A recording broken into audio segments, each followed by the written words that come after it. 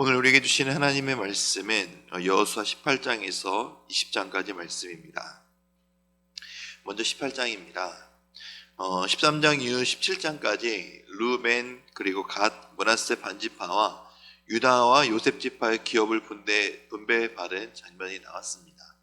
이제 남은 지파 곧 베냐민, 시몬, 스불론, 이사갈, 아셀, 납달리 단 지파만 남았습니다. 이 지파에 이제 땅을 분배받는 장면이 나오는데 우리 3절과 4절 말씀을 함께 읽도록 하겠습니다. 여호수아가 이스라엘 자손에게 이르되 너희가 너희 조상의 하나님 여호와께서 너희에게 주신 땅을 점령하러 가기를 어느 때까지 지체하겠느냐. 너희는 각 지파에 3사람씩 선정하라. 내가 그들을 보내리니 그들은 일어나서 그 땅을 두루 다니며 그들의 기업에 따라 그 땅을 그려 가지고 내게로 돌아올 것이라. 아멘. 이스라엘 백성들은 잦은 정복 전쟁이 많다 보니까 굉장히 이제 좀 게을러진 모습도 있었던 듯합니다. 그래서 현실에 안주해 버리는 모습으로 인해서 정복 전쟁을 멈추게 되어 있던 모습을 보게 됩니다. 자신들의 기업을 차지하려고 생각하지 않고 지체하며 게으른 모습을 보여주고 있습니다. 이 여호수아는 그들을 책망하며 그들을 다그치며 땅 분배에 필요한 미정복지 지도를 그려오라고 합니다. 그리고 그 지도를 참고하여 제비를 뽑아 7지파가 기업으로 받을 땅을 정하게 되는 모습을 보여주고 있습니다. 그리고 먼저 이제 18장에는 베냐민 지파가 기업을 분배받는 장면이 그려집니다. 베냐민 지파의 영토는 남으로는 유다 지파를, 북으로는 요셉 지파를 경계로 하고 있습니다. 이것은 베냐민 지파와 요셉 지파의 특별한 관계를 고려한 하나님의 배려였습니다. 베냐민 지파가 차지한 땅은 예루살렘과 여리고의 일부를 제외하고는 산악지대와 사막지대가 대부분을 차지한 땅이었습니다. 비옥한 땅은 얼마 되지 않았으나 남과 북을 잇는 전략적 요충지를 차지하여 문화, 산업적으로는 유익을 누릴 수 있는 땅이었습니다. 그러나 이 길을 두고 분쟁이 빈번하여 베냐민 지파는 크고 작은 전쟁에 계속해서 시달려야만 했습니다. 그러나 이것은 베냐민은 물어뜯는 일이라 라는 야곱의 예언의 실현이 되는 것이기도 했습니다.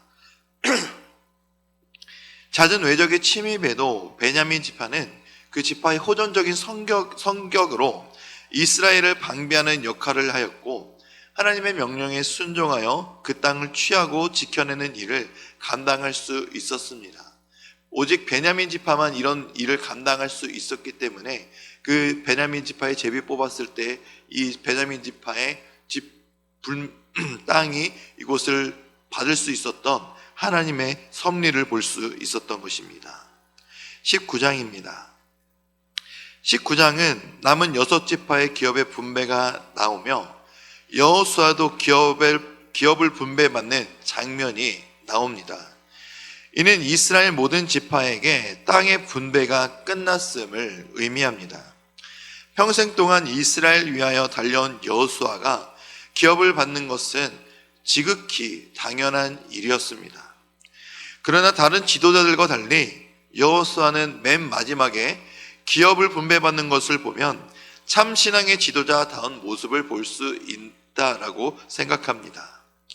여호수아가 마지막으로 기업을 분배받았다는 사실만으로도 여호수아는 참 겸손한 사람, 온유한 사람이었다는 것을 알 수가 있죠. 그리고 또한 그가 받은 성업을 살펴보면 더욱 이러한 사실은 분명하게 나타납니다. 우리 19장 50절 말씀을 함께 읽겠습니다. 곧 여호와의 명령대로 여호수아가 요구한 성읍 에브라임 산지 딥낫세라를 주매 여호수아가 그 성읍을 건설하고 거기 거주하였더라. 아멘. 여호수아의 분깃, 여호수아에게 남겨진 땅은 딥낫세라라는 땅이었습니다. 이 딥낫세라라는 뜻은 처음부터 다시 짓는다, 처음부터 다시 개척한다라는 것을 의미했는데 딥낫세라는 결국 황폐한 땅, 황폐한 성읍이었습니다.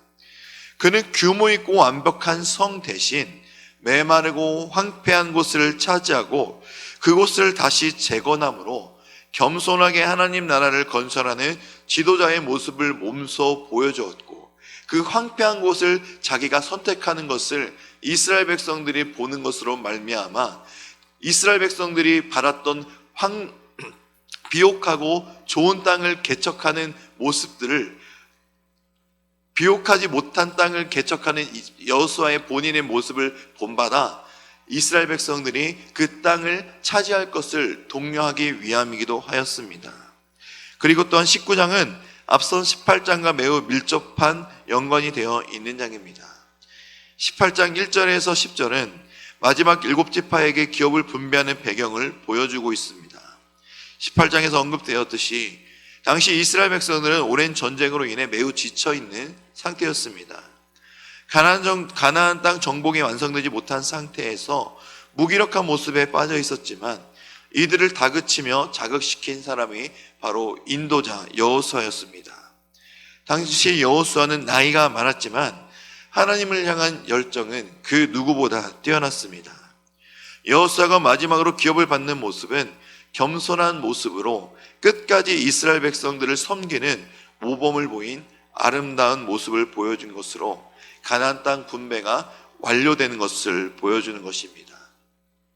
이러한 여호수아의 모습을 통해 교회의 어른으로서, 그리고 교회의 항존직으로서, 직분자로서 겸손하게 낮아지는 모습을 우리는 본받아야 합니다.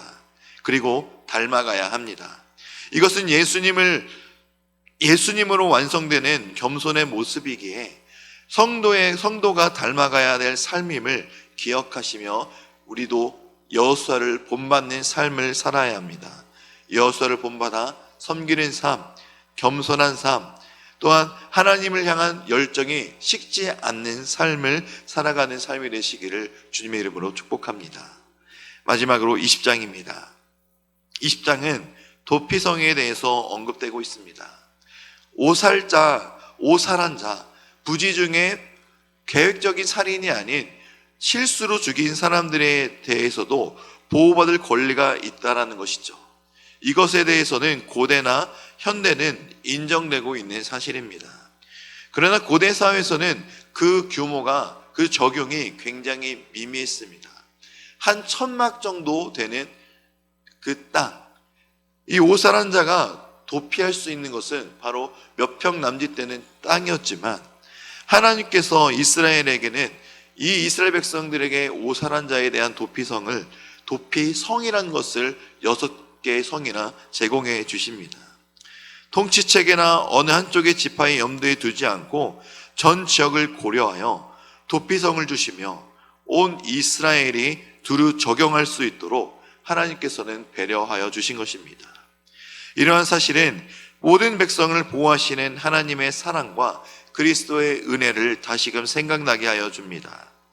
우리는 예수님께서 하나님의 백성들을 향해 나는 선한 목자라 라고 가르치신 말씀을 기억할 수 있습니다. 도피성 제도는 마치 선한 목자가 궁지에 빠진 양들을 돌보며 보호해 주는 것 같이 하나님께서 그리스도를 통하여 그의 사랑을 베푸시고 보호하심을 분명하게 보여주시는 말씀이기도 합니다. 선한 목자이신 예수님은 지금도 우리를 지키시고 보호하시는, 인도하시는 하나님이심을 우리는 분명히 기억해야 합니다. 이제 여호수아 18장에서 20장의 말씀을 경청하시겠습니다. 이 말씀을 경청하실 때 우리에게 주시는 하나님의 음성을 들으시기 바랍니다. 주의 말씀은 내 발의 등이요 내 길의 빛이니이다.